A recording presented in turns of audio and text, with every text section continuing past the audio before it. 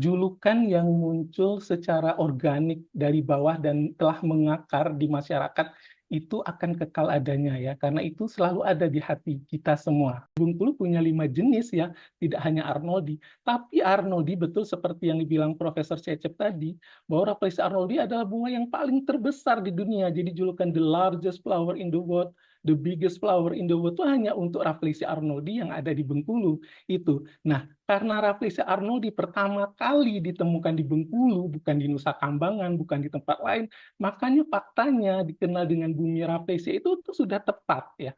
Fakta sejarah sudah tepat. Penemuan pertama kali Rafflesia Arnoldi di Bengkulu, sehingga Bengkulu dikenal menjadi bumi Rafflesia, itu sudah tepat. Terus berbicara habitat Rafflesia, ya Rafflesia habitat Rafflesia tidak hanya ada di Bengkulu ya, tapi untuk Provinsi Bengkulu yang memiliki 9 kabupaten, itu semuanya memiliki populasi habitat Rafflesia. Cuma di kota saja yang tidak. Yang kedua, beliau mengatakan Rafflesia Arnoldi pertama kali ditemukan bukan ditemukan di Bengkulu ya. Nah, ini juga hal yang menyesatkan, hal yang salah ya. Berbicara tentang sejarah Rafflesia, ini berdasarkan dari buku Pesona Bunga Terbesar di Dunia oleh Profesor Agustus. Di sekitaran tahun 1797 itu ada penjelajah juga namanya Louis Auguste, dia orang Perancis ya.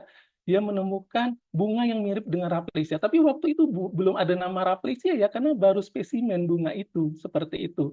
Nah, ketika perjalanan dia mau pulang, hasil spesimennya itu dirampas. Karena zaman itu, di awal-awal abad 17 itu, semua negara-negara Eropa itu berusaha untuk menjadi negara pertama yang menemukan hal yang baru. Kita berbicara soal ilmu pengetahuan ya, berbicara soal sains sekarang ya, seperti itu.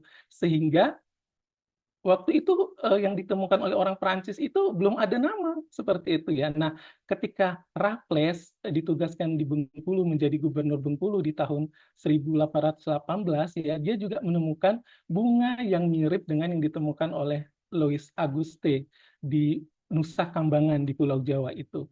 Nah, Rafflesianya berbeda ya bentuknya karena ukurannya bunganya lebih besar yang di Bengkulu dibanding yang ditemukan yang di Pulau Jawa seperti itu. Nah, waktu perjalanan Raffles tidak sendiri, dia juga didampingi oleh Dr. Arnold ahli botani dan juga didampingi oleh masyarakat lokal waktu itu ya.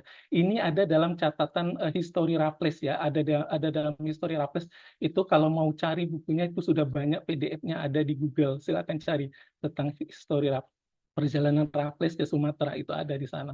Nah, Raffles yang ditemukan itu di tahun 1818 dinamai nama mereka Raffles dan Arnold karena memang penemuan secara botani ya itu harus di jurnal ilmiahkan supaya bisa terkenal di dunia internasional seperti itu. Ukurannya yang sangat besar, keunikan bunga ini yang tanpa daun, tanpa akar, dia hanya bunga dengan kelopak 5 dengan ukuran sampai 1 meter, ini membuat takjub. Dan Dr. Arnold beserta Raffles bilang ini harus kita abadikan sebagai penemuan di dunia internasional dan di Bengkulu ya, dan di Bengkulu dikenal dengan nama Rafflesia arnoldi.